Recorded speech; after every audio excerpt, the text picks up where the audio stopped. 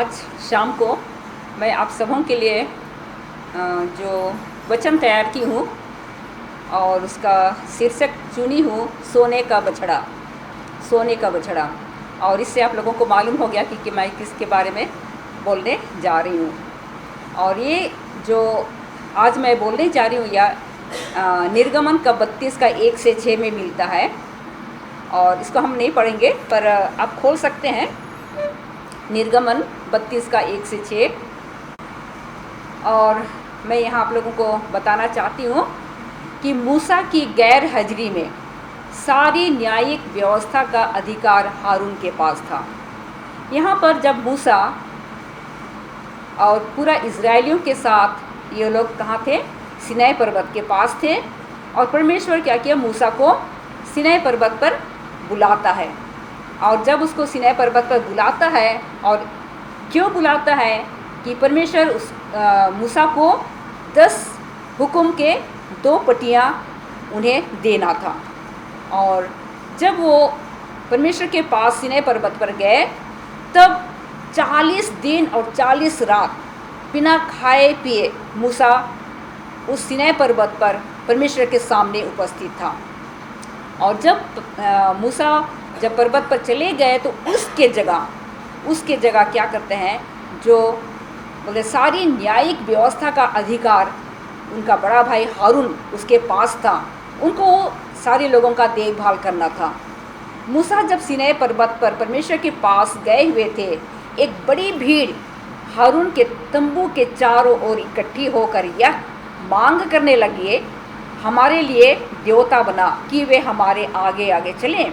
जब ये इज़राइली लोग देख रहे हैं कि 40 दिन और 40 रात काफ़ी समय हो गए मूसा पहाड़ पर गए हुए, और ये सोच रहे हैं मूसा वहाँ चले गए हैं पर्वत पर, अभी तक वापस नहीं आ रहे हैं। हो सकता है मूसा वहाँ पर क्या हो गया है? मर गया है। अब मर गया है इसीलिए ये क्या करते हैं, अब तो मूसा वापस नहीं आएंगे।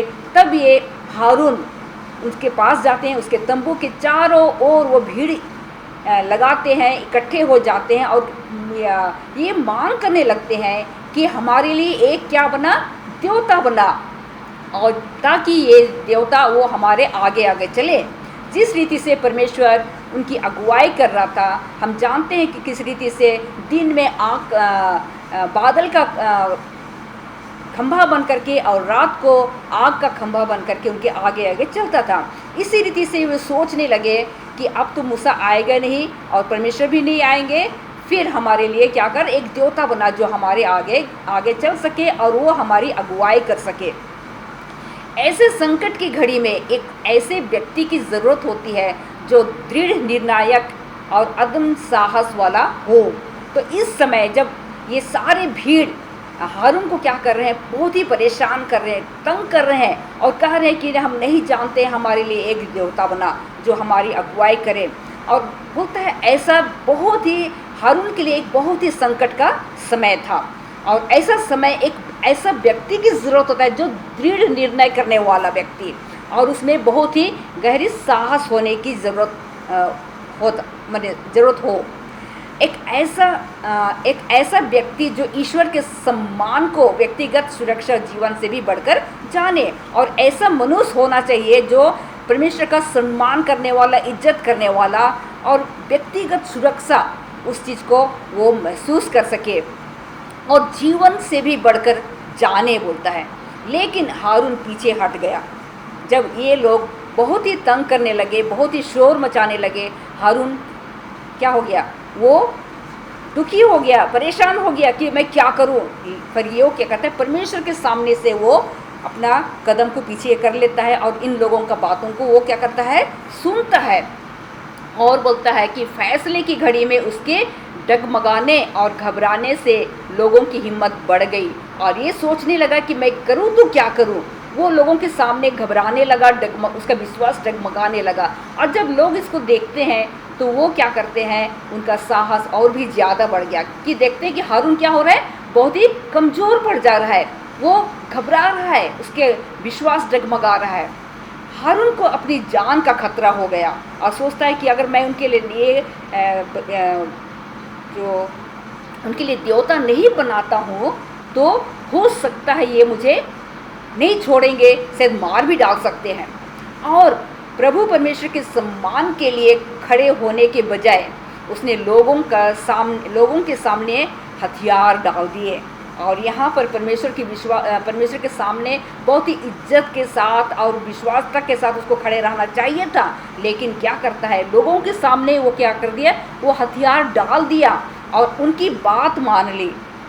फिर हारून ने सबकी सबके कानों से बालियाँ ले आओ, और फिर लोग बहुत ही खुश हो गए और सब औरतों के बालियों से सोने की बालियाँ उतार करके ले आए और हारून को दिए। और फिर जब ले करके आए तो बोलता है कि और इनसे उसने उनके लिए मिस्र की देवताओं की तरह एक सोने का बछड़ा बना दिया। और यहाँ देखते हैं कि जब सोना इकट्ठा हो गया तो फिर उन्होंने क्या किया, उसको आग में जलाकर, चाहे उसको गला करके, उन्होंने मिस्र देश में जो बछड़ा का जो देवता था उसी रीति से उन्होंने क्या किया, उनके लिए एक बछड़ा का देवता बना दिया। आज हम भी हारून के पाप को दोहराते हैं। उस समय इजरायली लोग, चाहे हारून जो पाप उसने किया था, तो आज हम भी उसी पाप को दोहराते हैं। हम सोचते हैं कि हम क्या करते हैं, हम अपने लिए सोने का बछड़ा हम नहीं बनाते हैं, लेकिन किसी न किसी तरीके से हम भी क्या करते हैं, एक अपने लिए बछड़ा बनाते हैं या देवता बनाते हैं। और बोलता है कि और आज जबकि हमारी नज़र ऐसी साफ होनी चाहिए जो बुराई को उसके बुरे रूप में देखें। तो यहाँ पर हमारी नज़रों में ऐसी साफ होना चाहिए, जो बुराई हमारे जीवन में है उस बुराई को हम क्या कर सके, देख सके, पहचान सके, और हम अपने जीवन में वो सोने का बछड़ा हो या किसी भी देवता का रूप हो, मूर्ति का रूप हो, हम ना बनाए। सच्चाई के लिए दृढ़ता से खड़े होने को अनदेखा करना ही हारून का पाप था। तो जो सच्चाई को जानते हुए उसने क्या किया, अनदेखा किया। उसको परमेश्वर पर विश्वास करना था, भरोसा करना था, लोगों की बात नहीं मानना था। तो इसी रीति से बोलता है कि सच्चाई को अनदेखा करना ही हारून का क्या था, पाप था। आज हम में भी ऐसे हारून मौजूद हैं जो उन लोगों की लालसाओं के साथ समझौता करने के लिए तैयार रहते हैं। तो हमारे बीच में भी हम भी क्या हैं, हारून हैं। हम भी हारून हैं और हम क्या करते हैं, उन लोगों की जो लालसाओं के साथ हम क्या करते हैं, समझौता करते हैं और हमेशा उसके लिए तैयार रहते हैं। बोलता है जिन्होंने मन फिराकर समर्पण नहीं किया है और इस तरह से वे उन्हें पाप करने के लिए उकसाते हैं। तो हम अपने जीवन को, हमें क्या करना है, अपने जीवन को परमेश्वर के हाथों में समर्पण करना है। अगर हम समर्पण नहीं करते हैं तो हम क्या करते हैं, दूसरों को भी उस पाप को करने के लिए उकसाते हैं। कुछ लोगों में चरित्र की दृढ़ता नहीं होती है। वे ऐसे मुलायम पदार्थ की तरह होते हैं जो दबाव डाले जाने पर किसी भी आकार यानी शेप में ढल जाते हैं। तो कभी कभी क्या होता है, जब हमारे सामने भी कभी ये ऐसा समय आता है, ऐसा मौका आता है कि हम में कोई भी ऐसा दबाव डालते हैं तो हम उन मुलायम पदार्थ की तरह हैं, और जैसा शेप वो चाहते हैं उसी तरह से हम भी उसी शेप में हम ढल जाते हैं, उसी तरह से हम अपने जीवन को ढाल लेते हैं। हमारा एक ताकतवर दुश्मन यानी शत्रु है, वो हमें अपना गुलाम बनाना चाहता है। तो शैतान है जो हमारा शत्रु है, दुश्मन है, वो क्या चाहता है, वो हमें अपना गुलाम बना ले। वो चाहता है कि हम उसके जो पाप वो हमसे कराना चाहता है वो पाप कराए और हम उसके गुलाम बन जाए, वो चाहता है। लेकिन हमें कमज़ोर नहीं होना है, हमें दृढ़ता के साथ मसीह में स्थिर रहना है।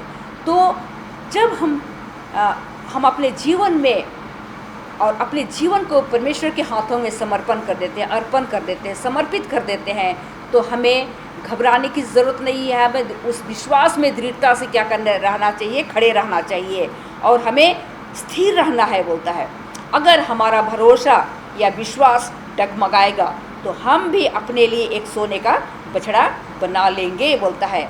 तो और इसलिए बोलता है कि हमें डगमगाना नहीं। अगर हम डगमगाते हैं, हमारा विश्वास भरोसा कमज़ोर पड़ जाता है, तो हम भी अपने जीवन में सोने का बछड़ा बना लेते हैं और उन इज़राइलियों की तरह कहेंगे कि यही हमारा ईश्वर है जो हमारी अगुवाई करता है और हमारी देखभाल करता है। और जब हम ऐसा करते हैं, तो जब इज़राइली लोग क्या कि उनके लिए जब सोने का बछड़ा बनाया गया, तो सब उसके चारों ओर क्या करने लगे, नाचने लगे, उसके बाद गाने लगे और शोर मचाने लगे और बोलते यही हमारा देवता है, यही देवता हमें कहाँ से, मिस्र देश से बाहर लेकर के आया है, यही हमारा। और वो परमेश्वर को बिल्कुल क्या भूल गए, जो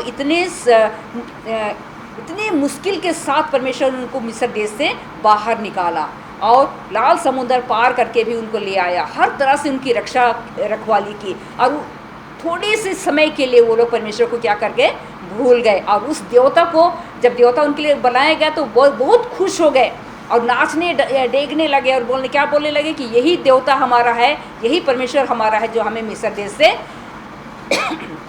बाहर ले आया है और यही हमारा अगुवाई करता है और यही हमारा देखभाल करता है। हम भी उसी करेंगे और फिर हम परमेश्वर को भुला देंगे और उससे हम बहुत दूर हो जाएंगे। तो आइए इन वचनों के साथ हम, छोटा सा वचन है और उसको याद करें। और हम जैसा इस अंतिम समय में रह रहे हैं और ऐसा समय में रह रहे हैं, हमारे सामने भी बहुत सारी ऐसी परीक्षाएं आएगी और आने वाली हैं। हमारा विश्वास कितना मजबूत है, हम अपने आप को देखें, अपने आप को जांचें परखें।